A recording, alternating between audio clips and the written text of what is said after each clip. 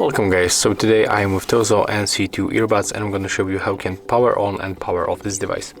So at the first, let's remove them from the case. As you can see, they are turned on automatically, and if you want to turn them off, you have to click and hold these two touch control panels until you hear this notification that they are turned off, and also the status on your phone will switch from the connected to not connected. So let's make it right now. Click and hold.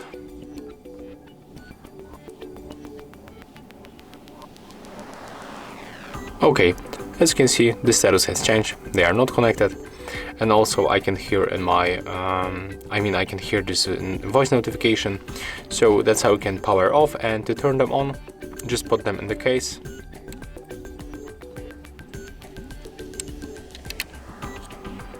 Close the case, open it,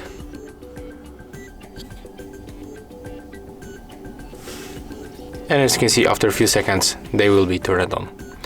So that's how you can make it. If you find this video helpful, remember to leave a like, comment and subscribe.